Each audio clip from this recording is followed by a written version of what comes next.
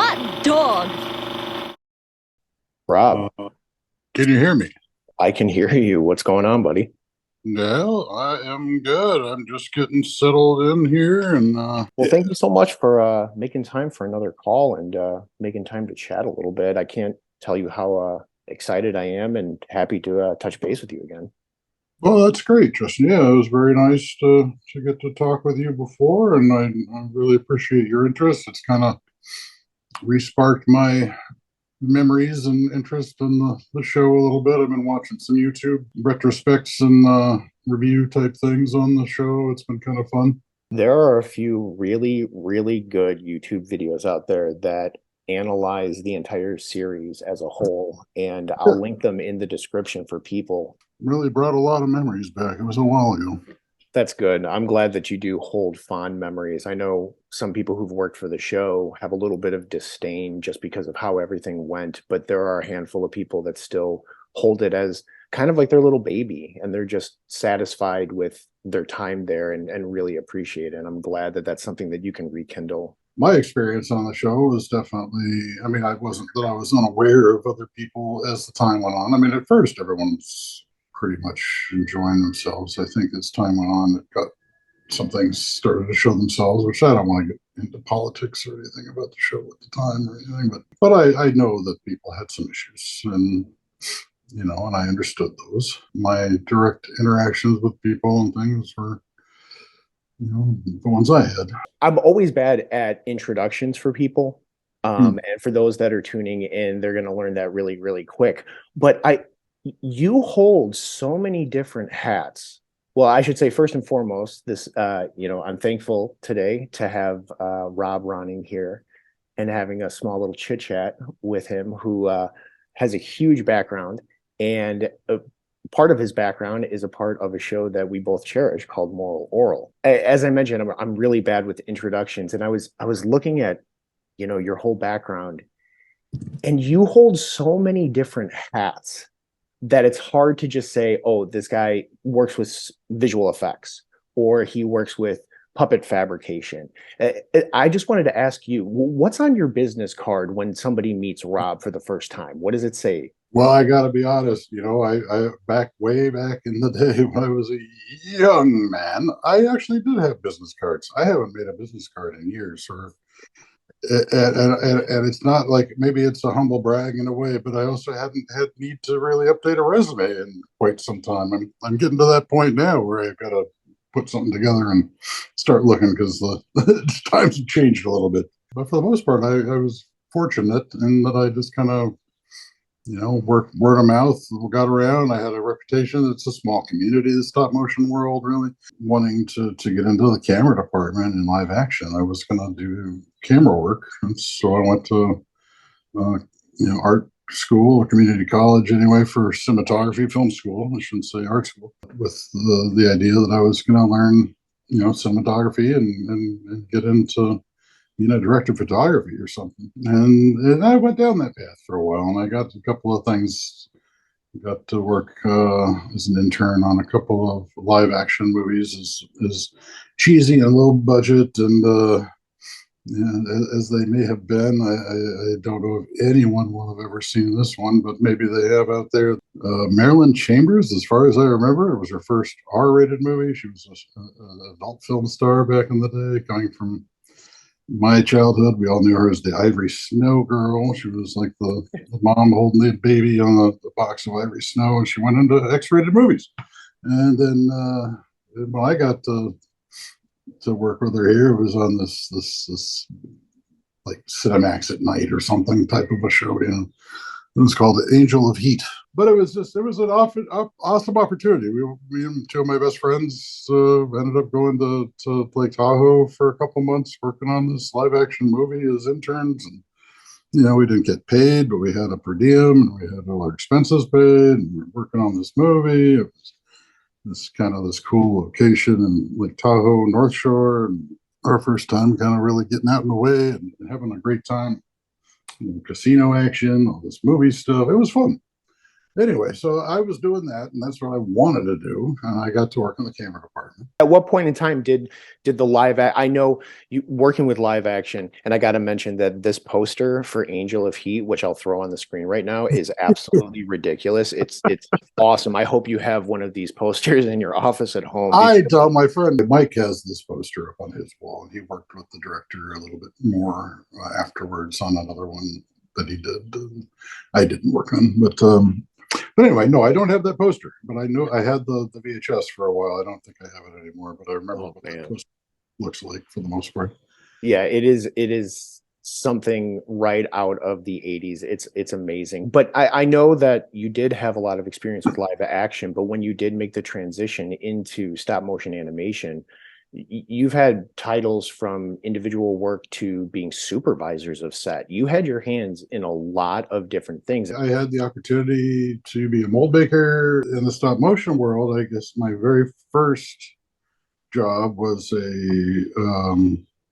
an opportunity after I came out of a special effects makeup school. My dad had a young woman working with him who, with her brother, were writing and illustrating a children's book. And she was doing all the illustrations via clay sculpture and diorama type photos for each of the pages. And so she was sharing that information with my dad, and he was sharing my information with her that I was getting into this, you know, sculpting and doing these sorts of things. And so she told him to have me come down and talk to the art director on this project. So I did, and I got hired, which was great. And this was a gentleman named Norm DiCarlo, and he came down from San Francisco and was going to work on this project called the Danger Team. That was a live action stop motion mix, or like takes place in San Francisco, Mhm. and and he basically has like a meteor come through his window in the middle of the night and brings some of his clay figures to life, and they form a detective agency. Basically, that was the premise of the show. Seems completely plausible. It seems Yeah, about yeah. right. Just continued to snowball ever since then, huh? Well, it was kind of like that for a while. I mean, Working with live action, visual effects, prop department, so many different things. I have to start today's discussion with your time on the 1991 horror slasher cult uh, classic, Freddy's Dead, The Final Nightmare. I haven't seen this film in years, so naturally I just went out and bought the Nightmare on Elm Street movie collection, all eight sure. films of it, and just watched it because I just had to, and I knew we were going to talk again. But I have to ask, in Freddy's Dead, one of the kids has a nightmare that takes place inside of a video game. Freddy is controlling the game and pulls out a custom Freddy Krueger Nintendo Power Glove. And I'm curious Right. if you had any help in making that prop at all. I wish I could say I did, but no. At that time, a lot of the effects were already starting to be shopped out, basically, for movies. So, our shop that I worked with got hired for a particular few effects. I mean, I'm trying to remember because I was brought in and they put me to work on making gloves. But my memory is that they were doing like the pizza effect with the little bubbling cheese and the pretty faces. And I'm trying to remember exactly what it was they were doing over there while I was making gloves. But I was just so focused on I had to make four gloves, like three real ones with the metal and the blades, and then a stunt one that they could use that wouldn't be metal, so that they could do the fighting without risking someone getting hurt. I mentioned the last time that we spoke, I'm a giant fan of the NBC show. My name is Earl. And Yeah. for listeners who aren't aware, you had a hand in one animated scene in season two. And I'm curious if you can just tell me really anything about your time on that show. And right now, for people who haven't seen, I'll flash up a couple Mhm. clips of what's going on, I guess, to catch you guys up to speed. Randy, one of the main characters, eats some like holistic medicine, and it makes him start to hallucinate. So he sees everyone in claymation, which is absolutely hilarious, as you guys can see on the screen right now. Yeah, no, that was a lot of fun. It was again one of my buddies that I worked with on Nightmare. He was in the camera department. Jim Matloss contacted me and said he was getting this gig to do this sequence for this. My name is Earl, and he wanted to see if I wanted to help make the puppets, and I said, of course. It was a little bit of a slower time at the studio I'd normally been working at, so it worked out pretty well. I got a few of the people that were on my team over there normally, and either after hours or on the days we didn't have anything else going on, and just got this thing done. It was a lot of fun. Chris Ravalon did a great job designing these characters that we ended up sculpting, and yeah, it was a good time.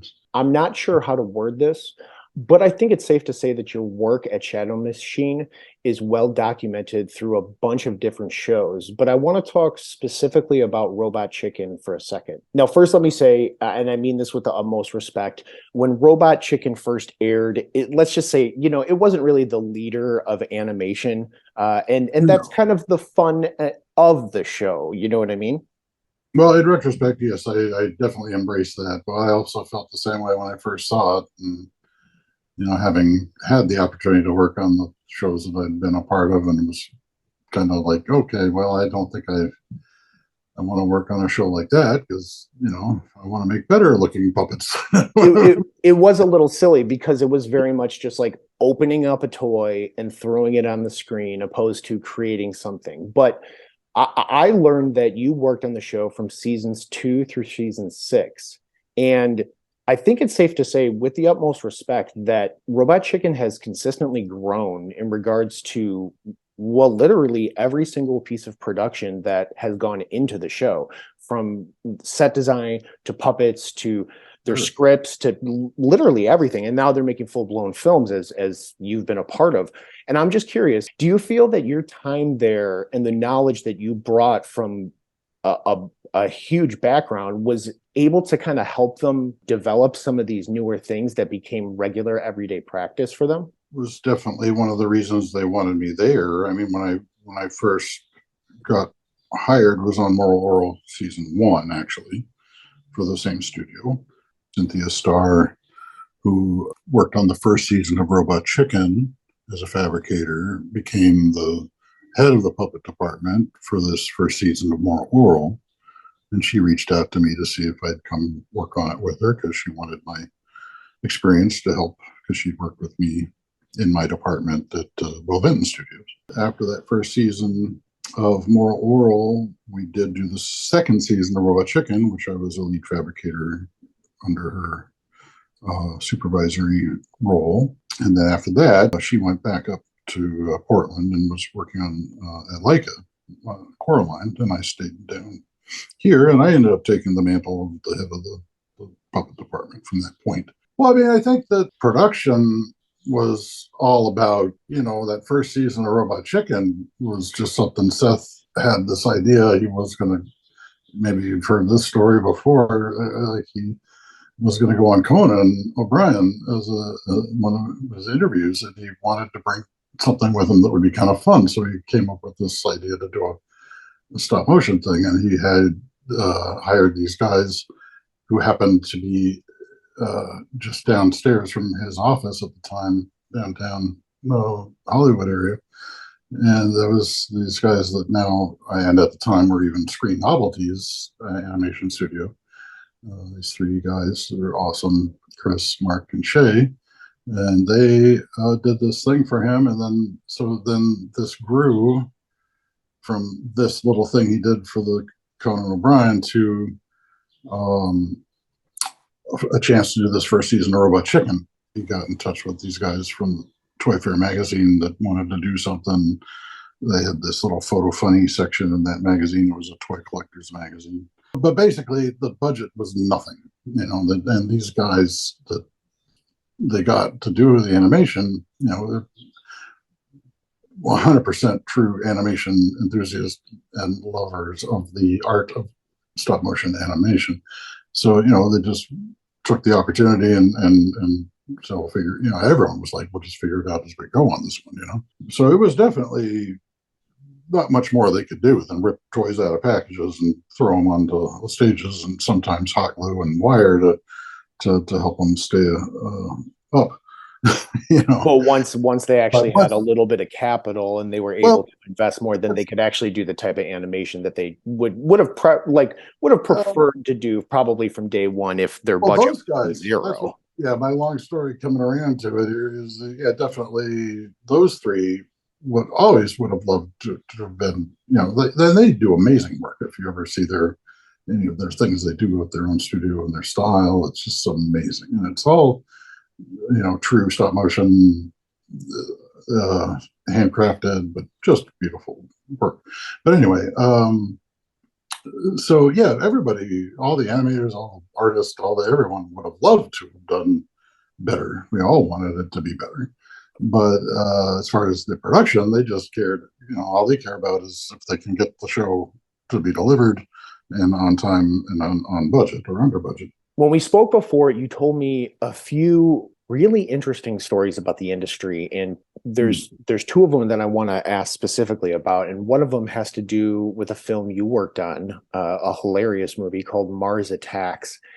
And for people who don't know, you told me that that movie was originally supposed to be, was it a 100% stop motion or a form of Oh, 100% puppets? But essentially, it was supposed to be not CGI. What we saw wasn't their original idea, right?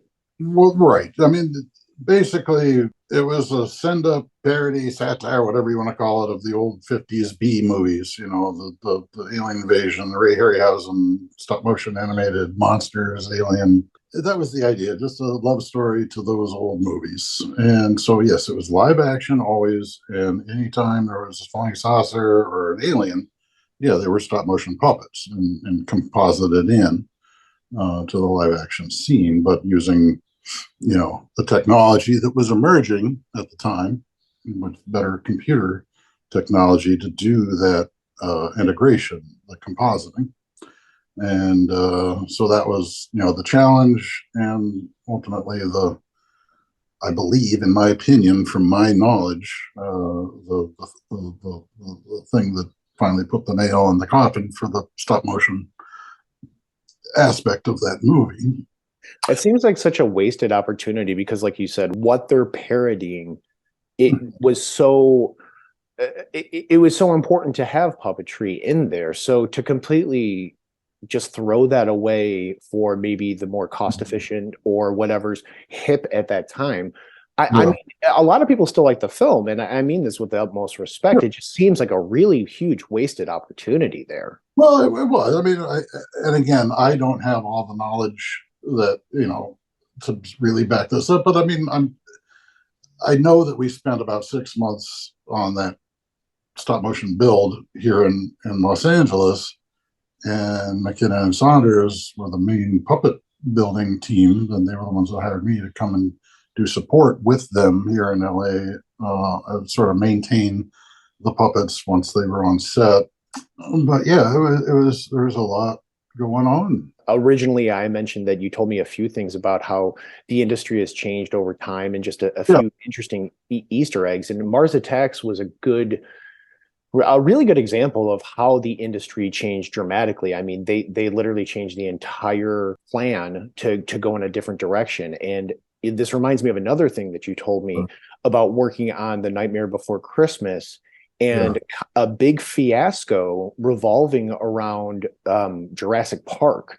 And I was curious if you don't mind, if you could tell us a bit more about this time. And for those that aren't aware, this is a very grim story, but I believe it's an important one who are trying to get into this kind of ever-changing industry because it's very, like you said, it's a small knit community and they're really having to fight and they're doing great. I mean, we saw the success of Pinocchio as well as many other films over the past few years, but the industry really has to fight for it. And I was curious if you could tell us more about that because I think that scenario, not scenario, but that situation was really, it kind of sends shockwaves through your industry.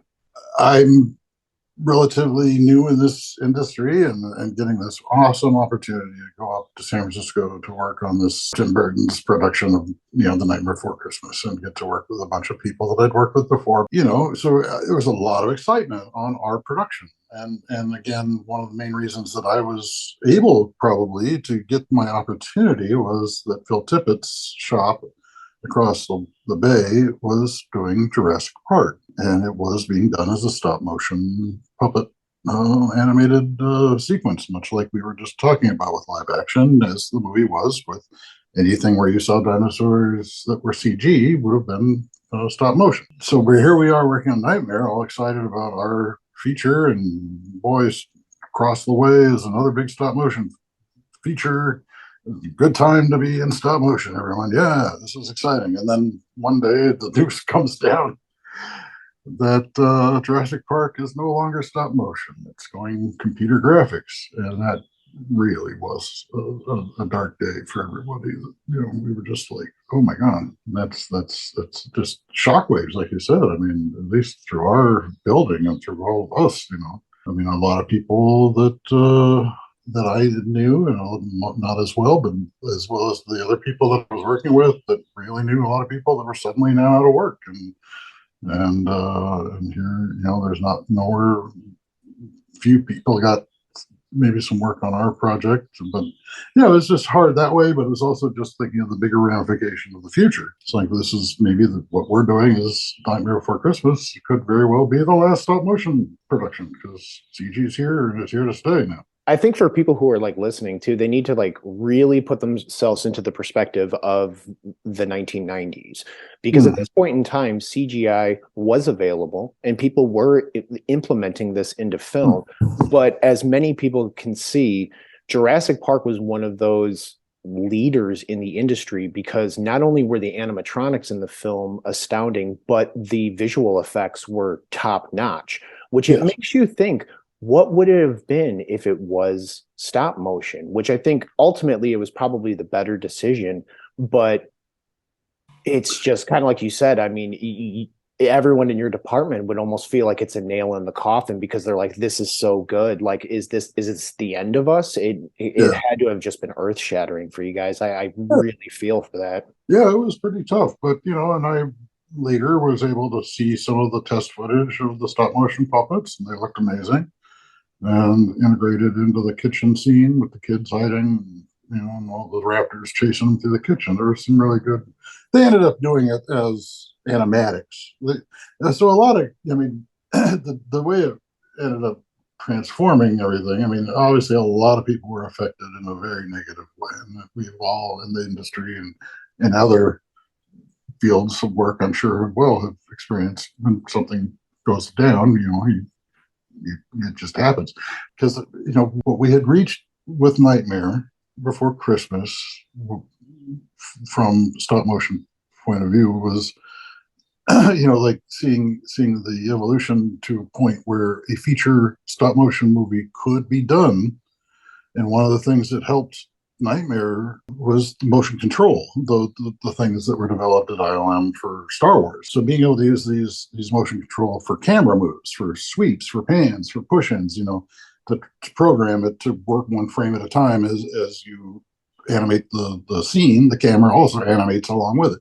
So that would be the first time that was really put into play, as far as I know. And then the fact that frame grabbers for animators was another thing. It was like, you know, when Ray Harryhausen was doing his stop motion, it was all surface gauges, and you had to wait till the film was processed to get to see if your work was successful.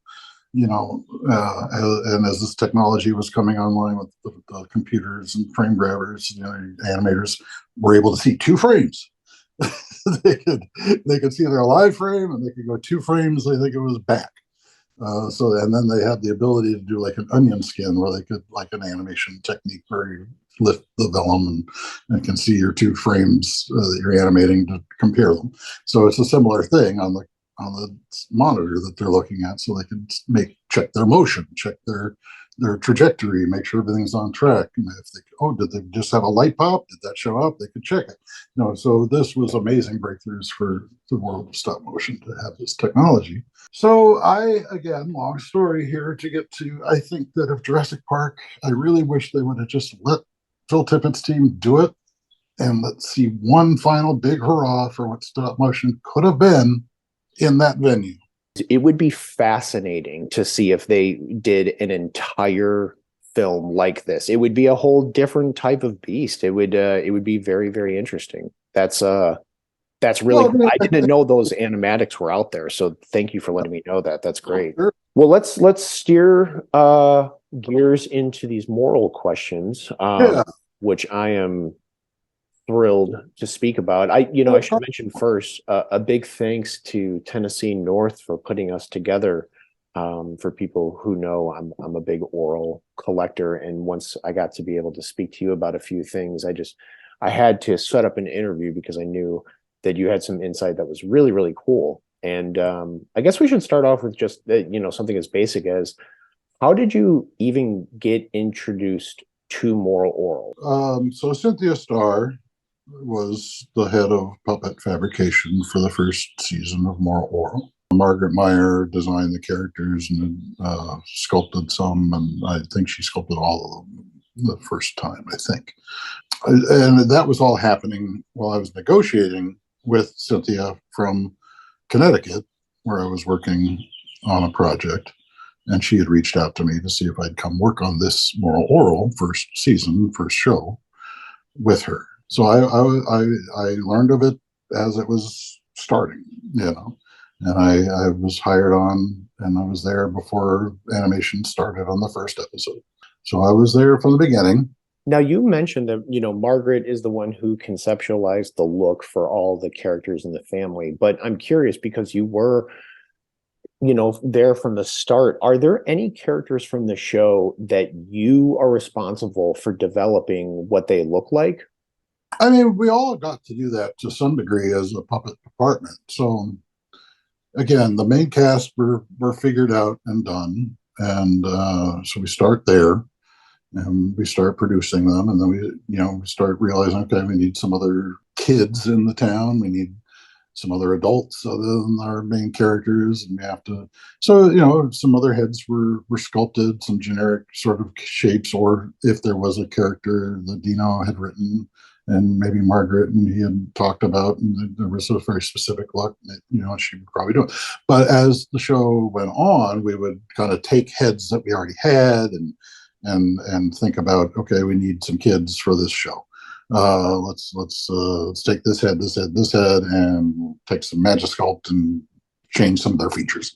They were pretty simple designs and meant to look kind of like quickly made clay puppets, So it didn't take a lot to do some changes, just to give them different ears or nose or bigger cheeks or something, different hairstyles. So to answer your question, I made a few over the year. I made one that was kind of meant to be me. I can't remember what the episode was. Maybe let's pretend like it's called God's Blunders. That sounds right. But there's like the special ed kids are the ones that don't believe in the Bible. Do you remember that episode? Yes, very well. So the four nerds were, they were given to us to make, and I said, well, let's do this. And we had, as a department, we kind of got to have fun with all things like this. They didn't care too much. So when you talk to Dino about everything, if he really cared about a design sense, he would get his notes in. But otherwise, it was usually just kind of we build them and show them to him and get them approved, or if he hated it, change it if we could. Yeah. But me and Dan and Veronica, I think each made one that was meant to be our personas as those nerds. Would you say that making the character of yourself would be your favorite character that you had a hand in? No. I couldn't. Just so many things happened. The first thing doing the zombies was fun. Making all those zombies for the first one was just. Everything was fun. We had fun making everything. You should just have Rhea Suspenders, the one that I'm talking about.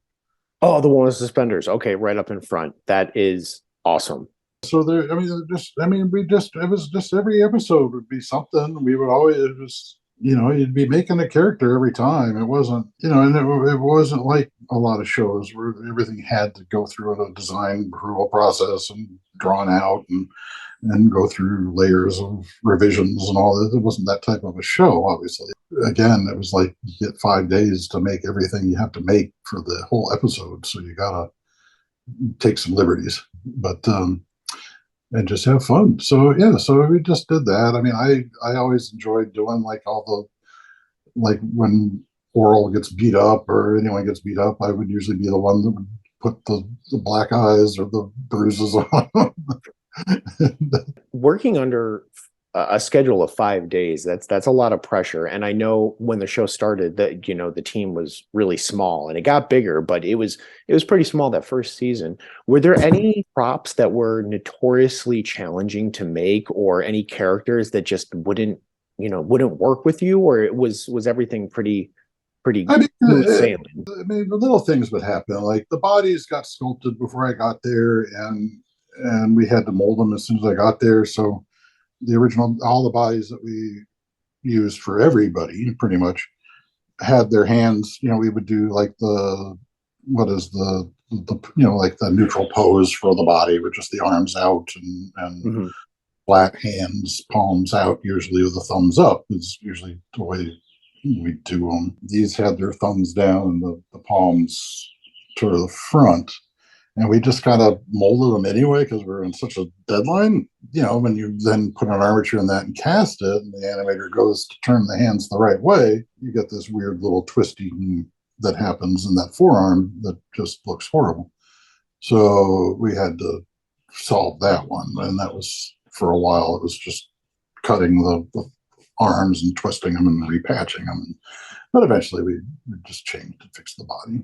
Usually things that would become problematic were just due to rushing and trying to get it out. The Stephanie prop that I have here, you can Yeah. see in her joints precisely what you're talking about, Mm-hmm.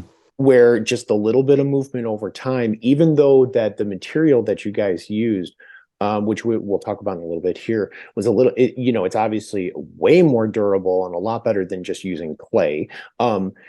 But it still took an interesting beating. So that's when I've seen this prop before in person, I was always like, whoa, I wonder how much maintenance they had to do with the Oh, extremities that kind of took more of the beating than, the full body, of course, well, sure. And every animator is going to be touching to do their job, every puppet. And so finger oils and acids and fingers, depending if, a lot of people were smokers at the time, and not as many these days, fortunately, but at the time there was a lot of smokers about, and that does things to your system, and that leaches out into the oils in your fingers and onto the puppets, and does something horrible to the surfaces of our finishes.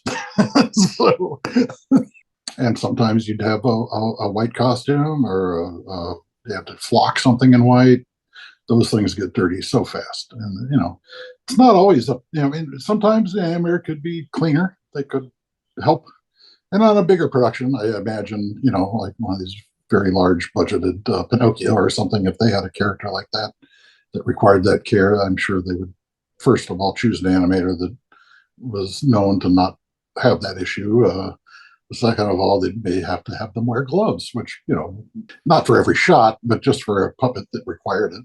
We've been able to track down some photos from some behind the scenes shots from before Oral and Moral Oral, and Yeah. I'll flash it up on the screens right now. It makes a lot of sense now why we've seen a lot of photos where there's like 15 heads or a whole bunch of hands being created. We've even talked to some crew members who are like, yeah, I just sat there and made the same prop over and over and over. And it would make sense, especially when it comes to hands or eyes or, these types of things. Well, anything. I mean, for even like I can't tell you how many, but over the course of the series, you made. I mean, we again. You start with the first season, and we made changes as we could. As we saw, we got another season and made things better. Paint jobs were very inconsistent with color from the first time and the second season. So I think it was we finally said, okay, we're going to repaint everything. We're just going to get our colors and take everything, strip them down, and just paint them all. So, but there's like, maybe 10, 11, 15 heads of Oral that had to be, for each, because I can't remember all the specific numbers. So these numbers I throw out are just to give you a sense that, but there was a lot of stages. and each stage had to, have at least a set available for each of the family members, and then you have to have backups because, in stop motion, a lot of the times if you're doing a production of this nature, you would want ball and socket armatures because they're durable. They don't break. They'll hold up for the whole season, with some maintenance. But we don't have that kind of budget. We don't have the time to make ball and socket. So everything's wire, and wires will break, So you gotta think of ways to make the puppet to replace like brass plug-in squares, telescoping square tubes with some tension on them to plug in hands or heads onto the neck wire, to be able to pull them on and off easier. Things like that. So you want to be able to trade them out. But at the same time, when you put on a replacement area on these smaller puppets, especially when their proportions are so tight in the shoulder, chest, and hip areas, you don't have a lot of real estate to work with to get a bend radius in a wire that gives it a chance to last longer, if you understand what I mean. So if it's right up against a hard point, because you have to anchor the wire into something, you have to have a body block, a pelvis and a chest block, a threaded tie down for them to be able to sit in their chairs, a flying rig to be able to grab them if they're jumping or fighting, dancing, whatever. They have to get off the ground and stay off the ground. You have to have a flying rig. So and access to it. So all these things have to go into these very small little spaces with the wire there as well. So with the ball and socket joint, that's not as much of an issue. But with a wire one, you've lost this valuable space where the armature wire would normally be anchored in the center and then span out into an arm through a shoulder of the arch. And then that gives it a little bit more of a life because it doesn't bend right up against the hard point. But then if you add in a plug-in to be able to replace that wire should it break or when it breaks, you create a breakpoint. So you're kind of like ensuring that you're going to have to replace them, but you're in the long run better off because you will eventually have to replace them. You were talking about, numbers of limbs being made, and I mentioned that our team once heard from an intern that Right. they had to make all these ready-made limbs and things like that. And it's always interesting to hear that many items were made when I'm on this other side who's looking to, preserve these pieces because the show kind of, went south. And it's so hard to find them. But I am happy to say that one of our teammates actually found just a random arm recently that was I think they got it from one of the interns, which is quite funny. But I'll have to send you a picture of that. It's up on our site right now. But I'm curious. The story of Moral Orel takes a dramatic twist near the end of season 2, and obviously when you came in, as you were mentioning, Earl was smoking crack, and it just, the whole first season is, the bumbling adventures of Earl, so to say. And I'm always curious to ask different crew members what their thoughts were when they learned that this show was going to go in a completely different direction. I mean, I loved what was happening towards second season and then third. It just was just the way it was developing. I mean, I liked it. I liked that what Dino was doing with it. So I mean, I appreciated the serious nature of the writing juxtaposed with this cartoony world that was being created to tell these very serious stories. I mean, I appreciate the character development that happened, the way it explored some of society's issues through these puppets, and it just, in a way, it kind of made me feel like sometimes here with like science fiction is able to handle talking about some issues in the real world through the guise of it being an alien world, and that can sometimes be just fine. But I think with this one, the cartoony nature didn't mask the seriousness of the content, and that changed the desire of Adult Swim to want to keep it going. I liked what they did. I liked what Dino was doing. I loved the exploration of the seriousness of the what you could feel something from these puppets, and the animators did some great performances. Just all in all, yeah, I really felt it was a special thing that was being put on the air. Well, it's definitely one of a kind. And I think a lot of people feel that emotion that is conveyed through puppets at the end of season two. And it's unlike any other show that's been on Adult Swim. And the medium that they choose to talk about some of these topics is one that a lot of people relate with. And I think it's funny that all these years later, when you talk to a lot of hardcore fans of Adult Swim shows, this is still on their top five.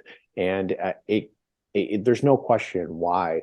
Yeah, No, one thing I find interesting is that almost, I would say every person that I've talked to about this show who's worked on it, it has been a labor of love, from putting in extra hours to just really relating with the show on such a personal level. And I'm curious, are you one of those people as well? Do you find that the story of Oral is one that you personally relate with as well? well, I mean, there's lots of things in there that I could relate with. I mean, the my family wasn't necessarily overly religious, but I was raised with religion, and I definitely went as a family of divorce. I went through all that, and some of those issues. We didn't have any alcoholism or abuse in my family, fortunately. But there's a lot of things that resonate along the way, and the stories that were brought up that I could relate with. As odd as that may be, because you're relating with such dark subject matter, it's a relatable thing, because I find that when people can relate to it, they kind of embody a piece of Oral. And a lot of people who can relate with that really find a lot of joy in that character because they saw him get to a better place. And Yeah, it really embodies them as well, because I think a lot of people who worked on the show kind of feel that same way and have gotten to better places. And I think that yeah. show kind of helped them through that. And it's a good representation. I definitely was happy with the final episode. I was glad that we had a chance to know it was coming and they could do that. You know, so many shows don't get that opportunity. And I've talked to David about it, and everyone kind of has their own opinion, but I'm really glad to hear that you were satisfied with it. And I think a lot of fans fall on both sides of the fence, but I'm definitely one who, whenever I see that last scene of just the family, it's just like, you know, everything's okay. And it's Yeah, done very tastefully. no, that's I mean, there are people that weren't. They wanted it to be a dark ending. Is there other feelings about that? Wow, Well, I'm I think that a lot of fans, once they found out that Oral was going to have like a gothic phase and that he was going to become a lot more oh darker before he became a lot well, more lighter, I think that they wanted to kind of explore that. But I think how the show ended, it becomes a mute point, because yeah, we know he went through those trials and tribulations, but where he got to in the end is where we can really find solace in our friend being okay, you know? yeah, yeah. No, we want Oral to have a good life, and then you got looks like you got what, Christine there in the end, right? Isn't that her name? Christine? I can't remember. I just think all of it is just hilarious. And I think, like, no matter how many different ways the shows could have ended, I think that Yeah. was uh that was just really nice. Before Oral was done at Starburns Industries, and you didn't have any part of that at all. You were only working at Shadow Machine, correct? That's right. Yeah, at the time, Shadow Machine had the Robot Chicken and the Moral Oral and other projects going all Mhm. at the same time, and then I guess the Shadow Machine team wanted to take this opportunity they had to make their own feature. So that got underway, but Dino left before that to start Starburn. So yeah, no. Anyway, he was gone, and I was sad about that. I really liked the way the studio was with everybody there. I wanted like that opportunity to like have a project after a project after a project, because they didn't like Moral Oral didn't keep us busy through the whole year, and then so it was kind of like he'd work on Moral Oral and he'd work on Robot Chicken, and or some other little things that would come in between. So that was nice. so having Dino leave was kind of sad in that way because I enjoyed working on that show and his other like Frankenhole and the other things with him. I like working with his content, and so it was like, okay, well, now I may have to decide if I'm going to stay at this place or that place, depending on when a project comes up. So it was okay. It worked out. Can you tell us what you remember about when you heard that the show was getting canceled?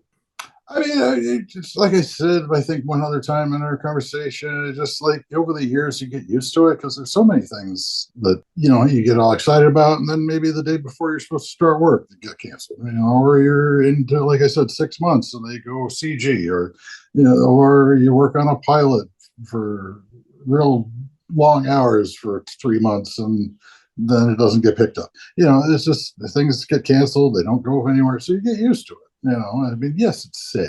Yes, I wasn't happy about it, but you get used to it. One question that I do have, I can never remember the name of it, but I think it's worth stating. What was the name of the material that the puppets are made out of? Well, I mean, they're made out of a variety of materials. Originally, they were polyfoam bodies cast over aluminum wire armatures. So the polyfoam is a two-part expanding foam, urethane foam. Get that injected into the mold, and then it expands and it sets, and it's sort of a softer foam that will hold the shape. It wasn't my first choice. So again, I'll do a little segue here. I'm sorry, I have to. At that timeline, the materials that we had to choose from would have been like foam latex, which was of the foams that would have been by choice for a quality of material, and or silicone. But silicone was still a little bit newer at that time for us to work with. Not really 100%, but it just, for the timeline of the project and the speed at which puppets had to be done, polyfoam was the answer. It certainly is not the best material for making a puppet, especially if it's an exposed skin. So anytime you're watching the show and you see these horribly wrinkly necks or arms or things, that's due to it having this polyfoam underbody that then has, in some cases, a liquid latex rubber skin on top of it with the pigment for the paint, or sometimes it's just the paint on top, depending. But yeah, so those aren't great. So as we got further into production, we eventually switched most of the bodies out to silicone. We don't have too many props preserved yet, but we do have enough from different seasons. And you're absolutely right. The Nurse Betty that we have here, I'm sorry, Nurse Bendy that we have here is from basically right at the end of season 3, if I remember correctly. And you can tell the difference in how her skin feels. And it's almost like night and day. It's a really interesting material, the silicone, that is. I'll show some before or some side-by-side comparisons of the Stephanie we have here and her arm compared to like Nurse Bendy's arm, so people can know precisely what you're talking about between the two. And with Stephanie's arm, it was better at that time. Foam was the right choice to be able to draw all those tattoos and paint them on.